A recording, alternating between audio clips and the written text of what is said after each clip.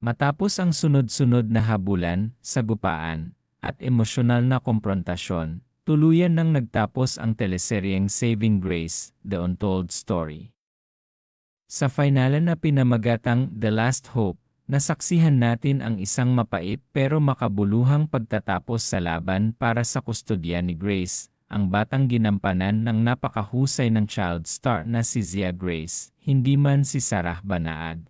Jenica Garcia, ang kanyang biological mother, o si Ana Sarmiento, Julia Montes, ang tinuring niyang mama, ang nagwagi sa kustodiya. Si Grace ay napunta sa isang pamilyang tunay na nagmahal at nag-alaga sa kanya.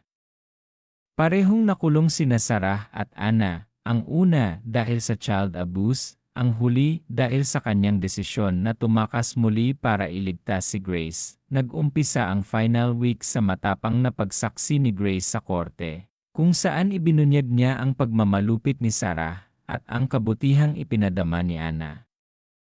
Sa kabila ng kanilang paghihiwalay, ipinaabot ni Ana kay Grace na kayanan niyang tumayo sa sariling paa, isang makasakit ngunit makabuluhang paalam.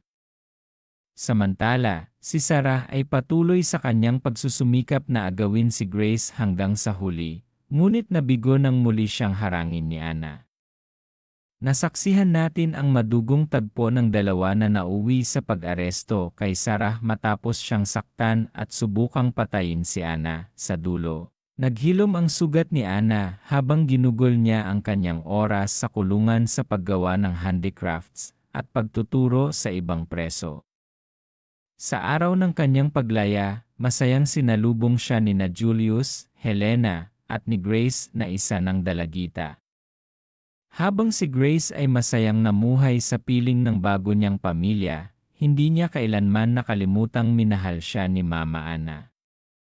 Ang kanilang alaala ay buhay sa bawat ibong lumilipad sa kalangitan, at sa bawat pahina ng notebook na iniwan ni Grace. Ang teleseryeng ito, adaptasyon mula sa Japanese drama na Mother, ay nagpamalas ng husay sa pagsasalaysay ng masiselang isyong panlipunan tulad ng child abuse, domestic violence, at ang tunay na kahulugan ng pagiging ina.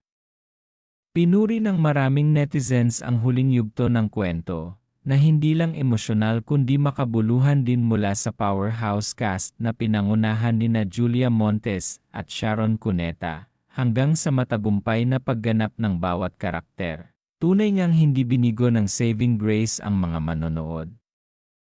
Isa itong paalala na ang pagiging ina ay hindi lamang nasusukat sa dugo, kundi sa puso, sa pagkalinga, at sa sakripisyong handang gawin para sa ikabubuti ng minamahal. Kung gusto mong isalin ito sa full Tagalog o i-adjust para sa voiceover, script reading, o YouTube recap video, sabihin mo lang.